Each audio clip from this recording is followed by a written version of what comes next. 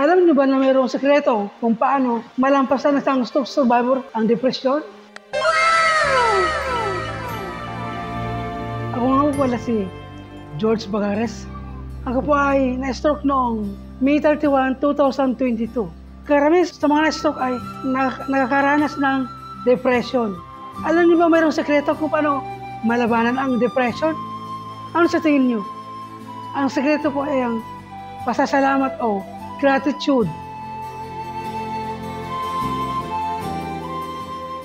Halos lahat ng mga stroke survivors ay nakakaranas ng depression. Meron ako naalala ng kwento ng aking pastor.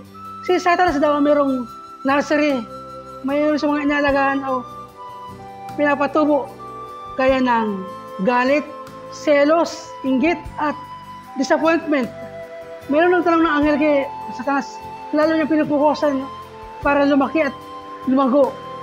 Sabi niya, Satanas, ano ba sa mga pananim mo ang iyong higit na binibigyan ng atensyon? Ang sabi naman ni Satanas ay, ang binibigyan ko ng focus ay ang discouragement. Kasi pag nagkaroon ng discouragement ng isang tao, lahat ay mawala siya ng pag-asa, siya ay bibigay na. Mawala kayong tiwala sa Diyos kung nagkaroon siya ng discouragement. Pero sabi ni Satanas, alam mo ba na mayroong isang puso pinipinitamnan ng discouragement? At kung tanong isang ano klase puso yun? Sabi niya, yung puso, marunong magpasalamat. Yun ang sabi ni Satanas.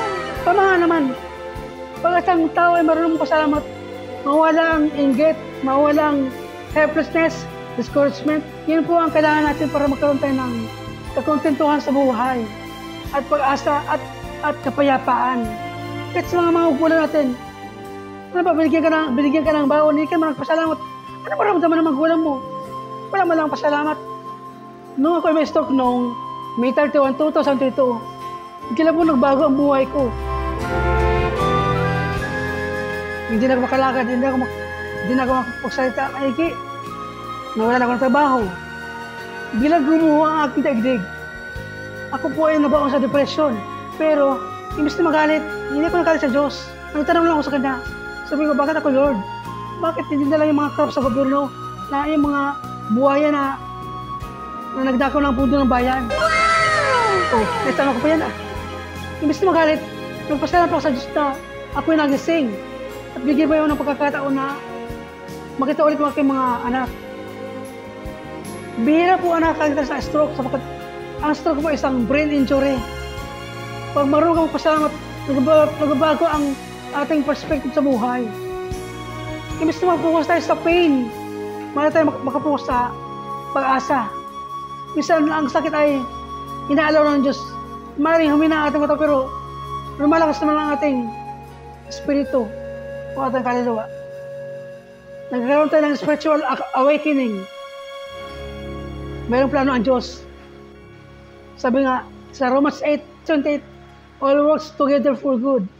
Ang Diyos ay may kakayahang gawin mabuti ang isang masamang pangyayari sa ating buhay. Mula ako ng may stroke ay mas lalo ko nakilala ang Diyos. Mas lalo ko napalapit sa Kanya. Nung una, kilala ko lang ang Diyos sa theory lang. Mula ko ng may stroke ay naranasan ko ang pagkalinga ng Diyos. Mas lalo ko siya nakilala. Nadamo ko ang pag-ibig ng Diyos. Mula na may stroke ako ay hindi kami nakaranas ng gutom. Binigyan na ko ng mga anghel. Sa pamamagitan ng mga taong tumutulong sa akin sa pang-araw-araw. Ang Diyos ay gumagawa ng milagro in mysterious ways. Bawat tao may kanya-kanyang plano. Pero mas maganda ang plano ng Diyos. Maaaring ang gusto ay bahagi ng plano ng Diyos para mas lalo ko makilala. At yun ang pinagpapasalamat ko sa Diyos. Mula na ako yung magpasalamat sa Diyos, hindi ako nakadama ng depression, hindi ako nakadama ng awa sa sarili, hindi. Mas lalo kong nadama ang kapangyarihan ng Diyos. Nadama ko ng awa. Importante ko ang pasasalamat sa Diyos. Sabi nga sa chapter 197, verse 1, give thanks to the Lord, for He is good, His love endures forever. Hindi mo nagbabago ang Diyos, maging ang kanyang pag-ibig